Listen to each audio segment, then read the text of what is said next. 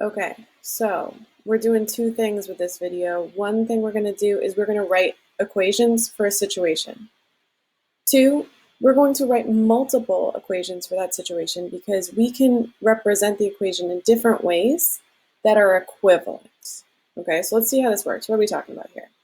So in family A, the youngest child is 7 years younger than the oldest, who is 18.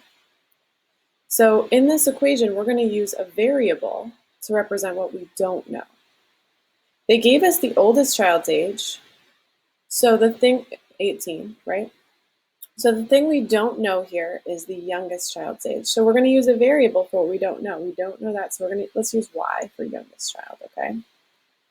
And so let's write an equation here. So the younger child is 7 years younger than the oldest. So if we take the oldest age, 18, and we subtract, because they're younger, 7 years, we should get the younger child's age, right?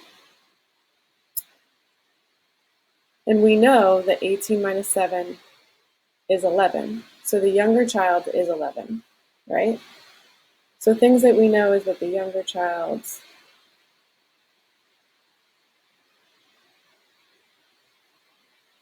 is 11, right?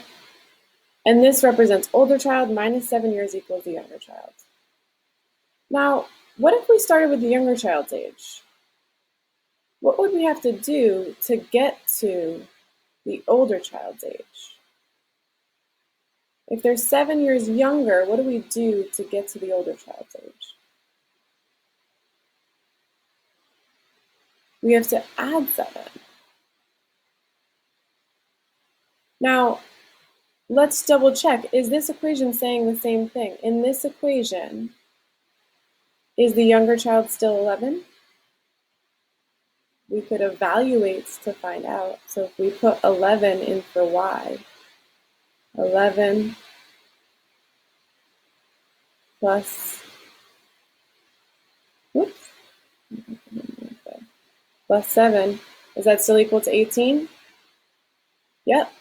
So this is true also, that the younger child's 11 here, add 7, and that will get to 18. Both of these represent this situation. Okay? Now, what if I start with the older child's age? And what would happen if I subtract the younger child's age? What would I get? What's the difference between their ages? Difference, remember, difference is the answer to a subtraction problem. If we subtract their age, it should be it should be 7 years, okay? And let's double check ourselves again. Let's evaluate using 11. Let's see if 11 makes this true. So 18 minus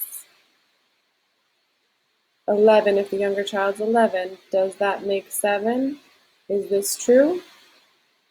Yep. So this is another way we could represent that same expression. Okay?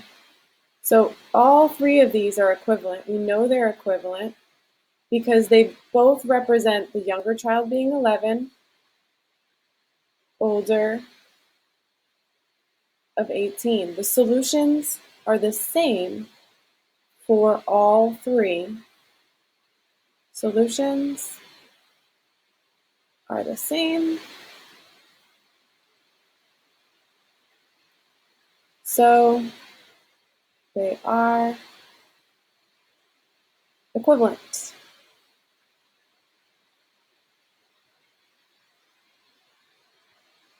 Okay? Cool.